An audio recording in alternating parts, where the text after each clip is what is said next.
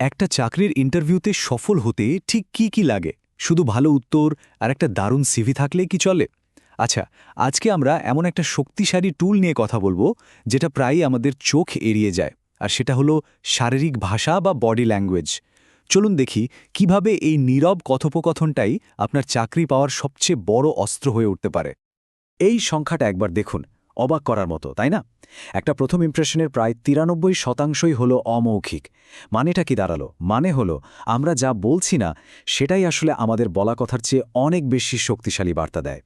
এই নীরব সংকেতগুলোই কিন্তু একজন প্রার্থীর আত্মবিশ্বাস, সততা আর পেশাদারিত্বকে এমনভাবে ফুটিয়ে তোলে যা শুধু শব্দ দিয়ে বোঝানো প্রায় অসম্ভব। এই যেমন ক্যারিয়ার কোচ এলওএস ইয়নেট একটা দারুণ কথা বলেছেন।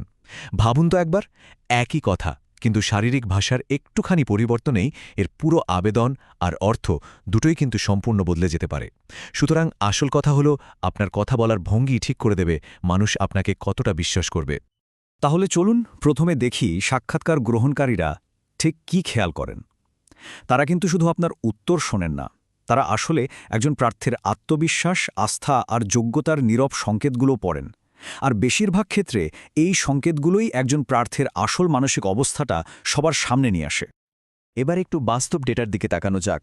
একটা জরিপ বলছে ৬৭% প্রার্থী বাদ পড়েন শুধুমাত্র চোখে চোখ রেখে কথা না বলার কারণে। ভাবতে পারেন? এরপরই আছে অতিরিক্ত ছটপট করা, যার জন্য বাদ পড়েন ৩৩%। আর ২১%-এর ক্ষেত্রে কারণটা হলো বারবার চুল বা মুখে হাত দেওয়ার মতো ছোটখাটো অভ্যাস।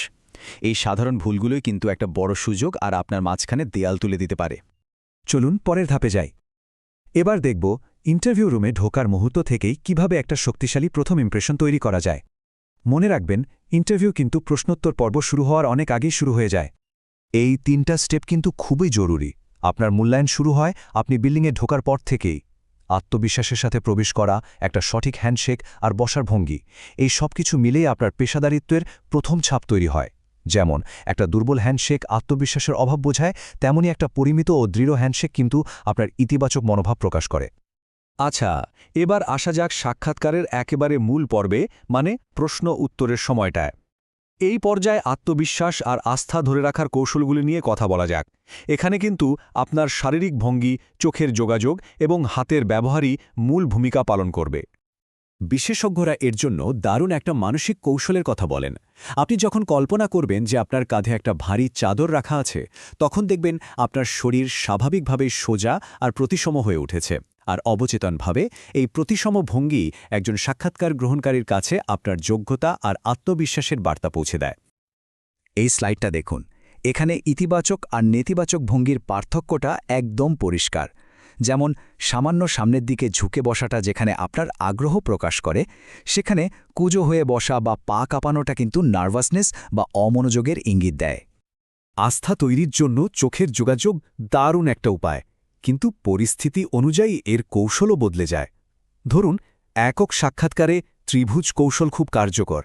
আবার প্যানেল ইন্টারভিউতে উত্তর দেওয়ার সময় সবার সাথে দৃষ্টি বিনিময় করাটা জরুরি, যাতে কেউ বিচ্ছিন্ন বোধ না করেন।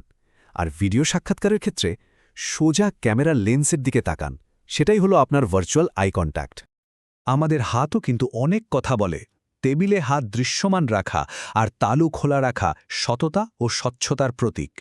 অন্যদিকে বুক বা কোলের কাছে হাত গুটিয়ে রাখলে আপনাকে বেশ রক্ষণাত্মক মনে হতে পারে, আর মুখে বা চুলে হাত দেওয়াকে সাধারণত নার্ভাসনেস বা উদ্বেগের লক্ষণ হিসেবেই দেখা হয়।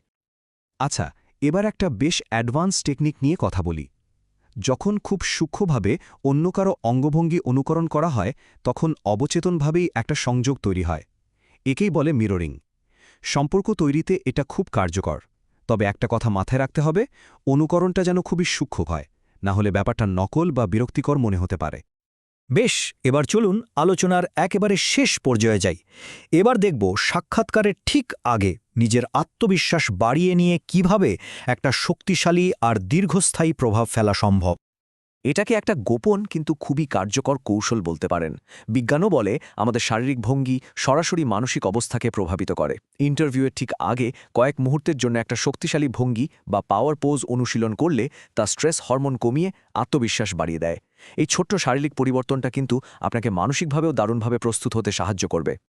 তাহলে সবশেষে প্রশ্নটা এখানেই এসে দাঁড়ায়, আপনার জ্ঞান আর অভিজ্ঞতা হয়তো প্রমাণ করে যে আপনি যোগ্য, কিন্তু আপনার শারীরিক ভাষা কি সেই যোগ্যতার উপর আত্মবিশ্বাসের সিলমোহর লাগাতে পারছে?